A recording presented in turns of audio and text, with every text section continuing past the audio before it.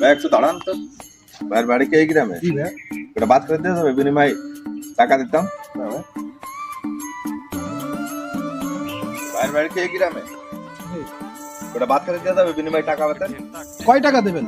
কি কি খাবেন? তরকারির ভিতরে টাকা দেবো। এই যে মনে করেন মুরগির তরকারি, ডিমের তরকারি, 3-4 পদের ভর্তা, তারপরে সরিষার তেল দিয়ে ভর্তা বানাই দেবো, ঘি দেবো, 1 গিলাস দুধ দেবো। ধরেন তাহলে 100 টাকা নেন। না না, 100 টাকায় হবে না, কমপক্ষে 200 টাকা দেওয়া লাগবে। তাহলে 200 টাকা নেন, টাকা পয়সা তো আমার কাছে তেজপাতা।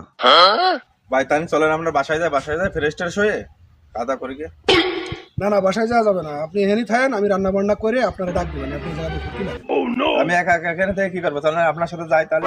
না না, আপনি কোন জায়গায় যাবেন? আপনি এই জায়গায় যাই আটা ওটা করেন, পেটে খিদে বাড়ান, আমি রান্না বান্না করে আপনারা ডাক দিবানি, তখন এসে খাই নেন। তরকারিতে ঝাল কিরকম খান, বেশি না কম? জাল বেশি খাই। কে বলতি টাকা নিয়ে গেল বাজার ফাজার করে রান্না বান্না করবে, তো আমি এক জায়গায় একটু রেস্ট দিই। अभी मजा आएगा ना भिड़ो।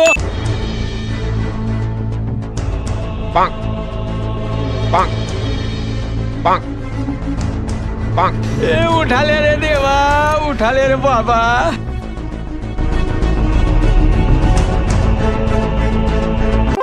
ভাই একটু শোনেন তো। বাইরের বাড়ি খেয়ে গ্রামে ভাই একজনের খাবারের জন্য 200 টাকা দিছিলাম। সে সোয়েটার, লাল সোয়েটার গায়ে মোটা তাজা চলে গেল, তো এখনো তো খাবার নিয়ে আসলো না ভাই।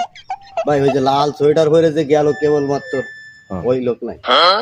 আরে ভাই ওদের সিট আর ওরে টাকা দিয়েছেন কে? শালা কি সিটাতে আমার 200 টাকা মাইরে খেলো।